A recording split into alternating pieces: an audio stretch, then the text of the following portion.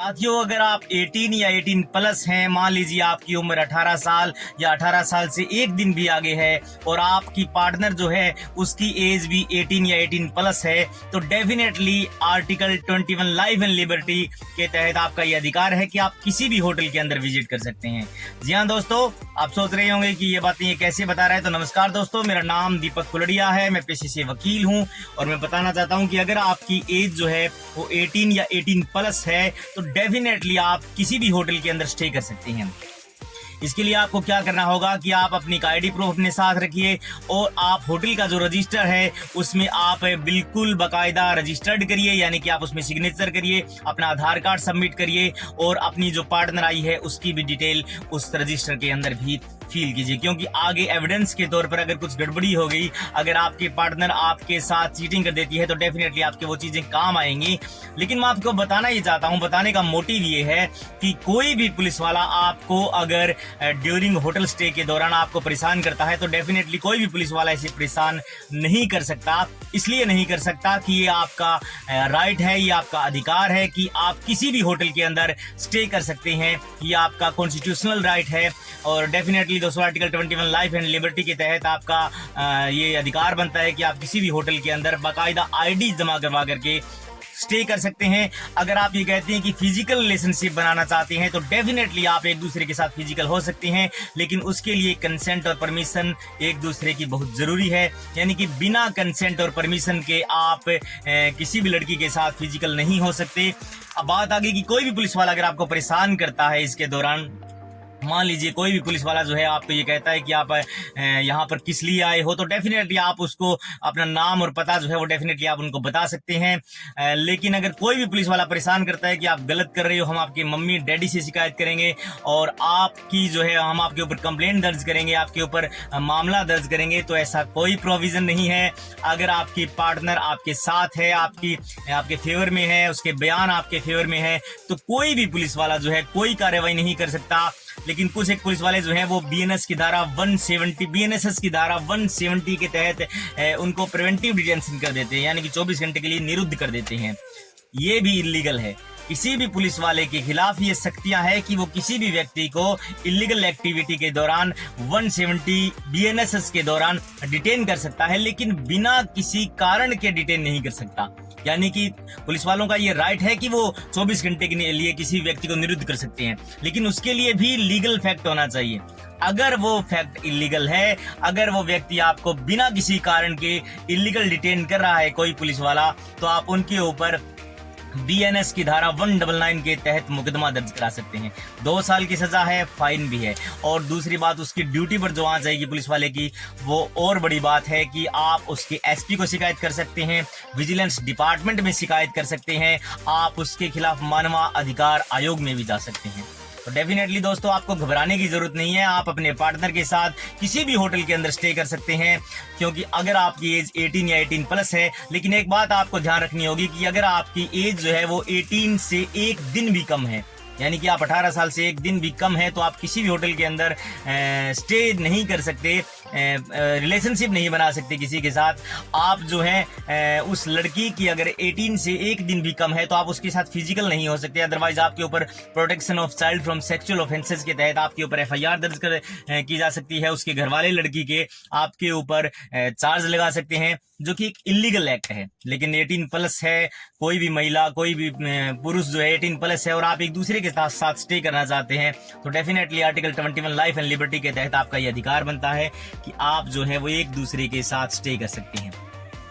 तो दोस्तों मैं ये बातें इसलिए बता रहा हूँ क्योंकि कानून जाना बेहद जरूरी है। मैं इस बात को प्रमोट नहीं कर रहा कि आप रुकिए किसी भी होटल के अंदर, इलीगल आप जो है वो इस एक दूसरे के साथ आपका राइट है तो आप टाइम स्पेंड करिए, फिजिकल होइए। मैं इस बात को प्रमोट नहीं कर रहा हूँ, लेकिन मैं इस बात को प्रमोट कर रहा हूँ कि आपके लिए कानून जानना बेहद जरूरी है।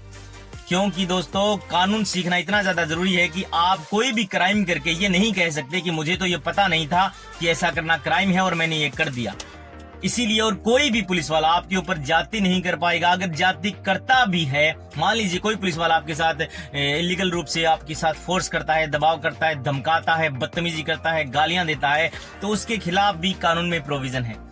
यानी कि जो नए 3 कानून आए हैं और पुराने जो 3 कानून थे उनमें भी ये प्रोविजन था, और अब वाले जो बीएनएस और जो एविडेंस एक्ट जो आया है, भारतीय साक्ष्य विधेयक 2023 में अभी मोदी सरकार लेकर के आई है, तो डेफिनेटली उनमें भी ये प्रोविजन है कि आप किसी भी पुलिस वाले के खिलाफ अगर कोई आपके साथ इलीगल एक्टिविटी करता है तो आप एफआईआर करा सकते हैं।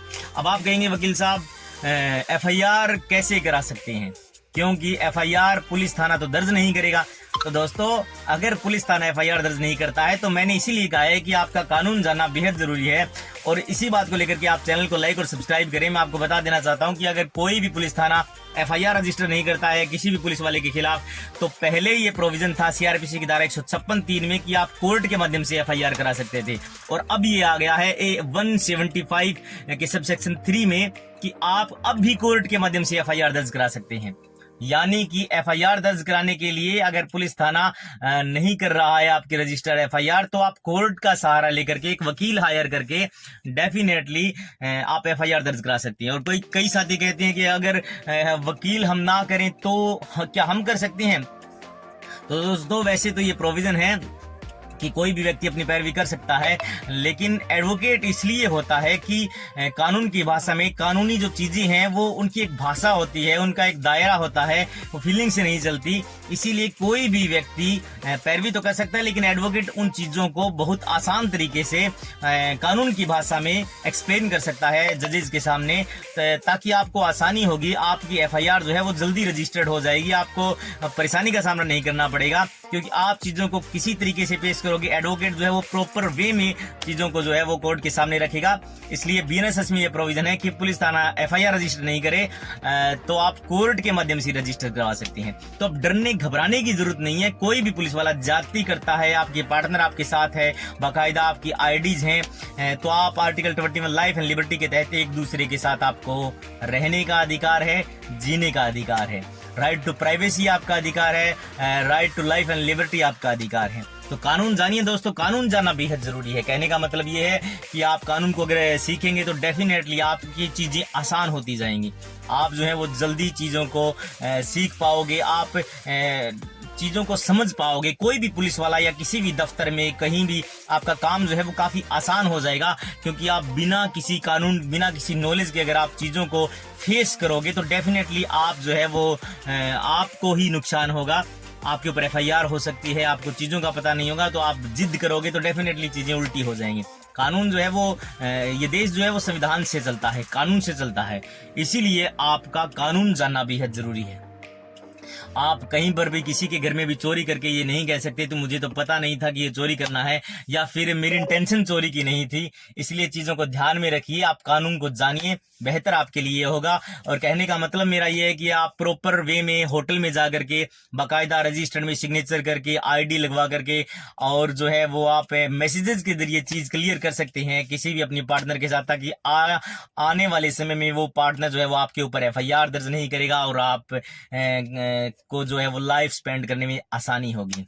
तो थैंक यू दोस्तों, आने वाली मेरी वीडियोस को देखने के लिए आप सब्सक्राइब करें। डेफिनेटली आपको ऐसी ऐसी वीडियोस और देखने को मिलेंगी, ताकि आप जो है वो बेहतर नॉलेज गेन कर सकेंगे और फाइट्स बैक कर सकेंगे। थैंक यू साथियों।